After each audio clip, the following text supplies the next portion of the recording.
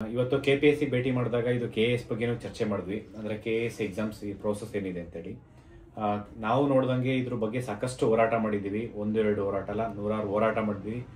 ಧಾರವಾಡದಿಂದ ಬೆಂಗಳೂರು ತನಕ ಪಾದಯಾತ್ರೆ ಮಾಡಿದ್ವಿ. KAS ರೀನೋಟಿಫಿಕೇಶನ್ಸ್ ಆಗಬೇಕು ಅಂತ ಹೇಳ್ಬಿಟ್ಟು. ಮತ್ತೆ ಕೋರ್ಟಲ್ಲಿ ಏನಿಲ್ಲ ಅಂದ್ರೆ 2,000 ರಿಂದ 3,000 ಜನ ವಿದ್ಯಾರ್ಥಿಗಳು ಅಂದ್ರೆ KAS ಆಸ್ಪಿರೆಂಟ್ಸ್ ಕನ್ನಡ ಟ್ರಾನ್ಸ್ಲೇಷನ್ ಅಲ್ಲಿ ಎರರ್ ಆಗಿರೋದು. ಸುಮಾರು 2,000 ರಿಂದ 3,000 ಜನ ಸ್ಟೂಡೆಂಟ್ಸ್ ನಾವು ಕ್ಯಾಟಲ್ಲಿ ನಾವು ಫೈಟ್ ಮಾಡ್ತಾ ಇದ್ವಿ. ಈ ಒಂದು ಡೇಟ್ ಏನಪ್ಪ ಅಂದ್ರೆ ಪೋಸ್ಟ್ಪೋನ್ ಆಗ್ತಾ ಇದೆ. ಬಿಕಾಸ್ ಏನಪ್ಪ ಅಂದ್ರೆ 15 ರಿಂದ 56% ರಿಸರ್ವೇಷನ್ಸ್ ಇಶ್ಯೂಸ್ ಇಂದ ಈ ಒಂದು 15 ರಿಂದ 56% ಇದು ವ್ಯಾಲಿಡ್ ಇಲ್ಲ. ಬಟ್ ಆದ್ರೆ KPSC ಅಲ್ಲಿ ಸಬ್ಜೆಕ್ಟ್ ಅಂದ್ರೆ ಕೋರ್ಟ್ ಅಲ್ಲಿ ಆಲ್ರೆಡಿ ಅವರಿಗೆ ಕಂಡೀಷನ್ಸ್ ಇದೆ. ಏನಂದ್ರೆ ಕೋರ್ಟ್ ಅಲ್ಲಿ ಫೈನಲ್ ಆರ್ಡರ್ ಮೇಲೆ ನೀವು ರಿಸಲ್ಟ್ಸ್ ಬಿಡಿ ಅಂತ ಹೇಳಿ ಫೈನಲ್ ರಿಸಲ್ಟ್ಸ್ ಬಿಟ್ಟು ಎಲ್ಲಾ ಪ್ರೋಸೆಸ್ ಕಂಟಿನ್ಯೂಷನ್ಸ್ ಮಾಡ್ತಿದ್ದಾರೆ. ಅಂದ್ರೆ ಇವಾಗ ಕರೆಕ್ಷನ್ಸ್ ಏನ್ KPSC ಅಲ್ಲಿ ಮಾಡ್ಬೇಕಾಯ್ತು ಅದನ್ನ ಪ್ರೋಸೆಸ್ ಮಾಡ್ತಿದ್ದಾರೆ. ಬಿಕಾಸ್ ಏನಂದ್ರೆ ಇವು ಸೆನ್ಸಸ್ ಇಂದ ಎಲ್ಲ ಸಿಬ್ಬಂದಿ ಇಲ್ಲದೆ ಇರೋದ್ರಿಂದ ಸ್ವಲ್ಪ ಅದು ಪೆಂಡಿಂಗ್ ಇದೆ. ಅದ್ ಬಿಟ್ರೆ ಎಲ್ಲಾನು ಸ್ಕ್ಯಾನಿಂಗ್ ಆಗಿ ಪ್ರೋಸೆಸ್ ಮಾಡ್ತೀನಿ ಅಂತ ಹೇಳ್ತಿದ್ದಾರೆ. ಇದು ಮೊದಲಿಂದನೂ ಅಪೋಸ್ ಮಾಡ್ತಾ ಇದೀವಿ. ಈ ಒಂದು ಎಕ್ಸಾಮ್ಸ್ ರೀನೋಟಿಫಿಕೇಶನ್ಸ್ ಆಗ್ಲೇಬೇಕು. ಇದು ಕೋರ್ಟ್ ಅಲ್ಲಿ ನಾವು ಫೈಟ್ ಮಾಡ್ತಾ ಇದೀವಿ. ಯಾಕೆಂದ್ರೆ KPSC ಯಾವುದೇ ರೀತಿ ಡಿಸಿಷನ್ ತಗೊಂತಾ ಇಲ್ಲ.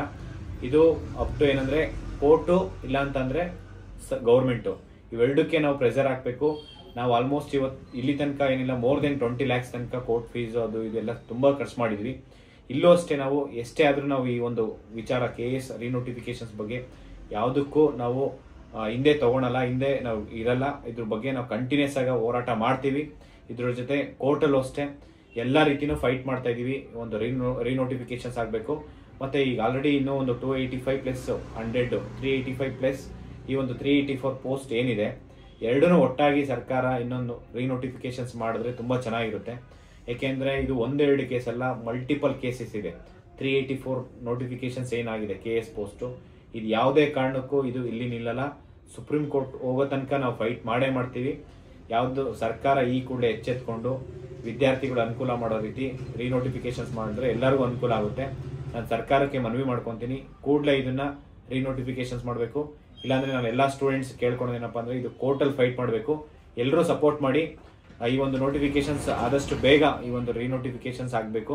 ಸರ್ಕಾರಕ್ಕೂ ಅಷ್ಟೇ ಕೋರ್ಟಲ್ಲೂ ಅಷ್ಟೇ ವಿದ್ಯಾರ್ಥಿಗಳು ನಾವೆಲ್ಲ ಒಗ್ಗಟ್ಟಾದ್ರೆ ಏನ್ ಬೇಕಾದ್ರೂ ಮಾಡ್ಬೋದು. ಎಲ್ರಿಗೂ ಒಳ್ಳೇದಾಗ್ಲಿ.